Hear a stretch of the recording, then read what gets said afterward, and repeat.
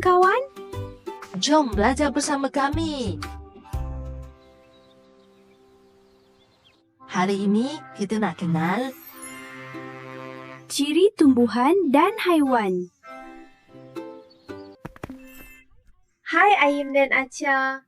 Kita belajar dengan cara yang seronok ya. Haiwan perlukan makanan dan tempat tinggal. lembu makan rumput. Wah, haiwan ada saiz berbeza. Betul tu. Ada yang kecil dan ada yang besar. Wah, bunga ni cantik dan wangi. Betul Acha. Itu adalah ciri tumbuhan. Wah, banyaknya ciri-ciri tumbuhan dan haiwan. Jom kita belajar dengan lebih dekat. Sekarang kita belajar tentang haiwan. Wah, Arnab makan lobak. singa pula makan daging. Wah. Tengok tu murid-murid, setiap haiwan ada makanan mereka tersendiri. Selain makanan, murid-murid kena tahu haiwan tinggal di tempat yang berbeza. Ikan hidup dalam air. Burung hidup di udara. Ada haiwan yang kecil dan ada haiwan yang besar. Yang ini kecil atau besar? Besar. Pandai semua?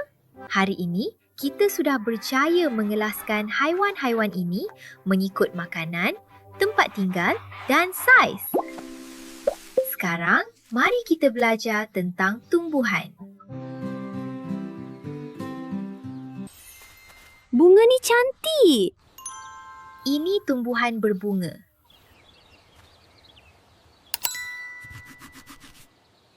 Pokok ini berbatang kayu. Rumput pula tidak berbatang kayu. Daun ada bentuk berbeza.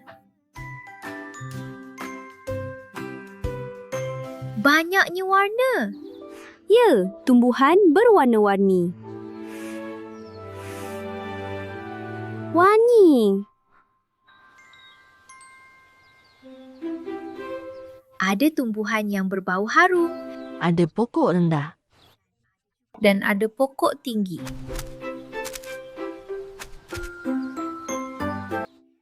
Hebat! Kita sudah kenal ciri tumbuhan. Seronoknya belajar. Sekarang kita buat aktiviti mengelas. Banyaknya gambar. Macam mana nak pilih yang betul? Ini haiwan yang boleh terbang. Ini haiwan atas darat. Betul, Aim. Bunga ros ini berbunga. Paku pakis tidak berbunga.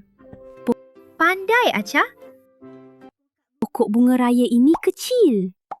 Pokok durian ini besar. Betul tu, Acha. Kamu hebat.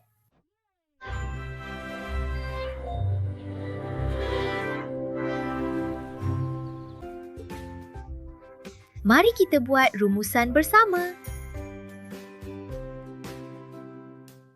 Kita sudah belajar ciri haiwan dan tumbuhan. Seronok. Haiwan ada makanan, habitat dan saiz. Tumbuhan ada bunga, tekstur, bentuk, warna, bau dan saiz. Kamu hebat. Teruskan belajar dan meneroka alam.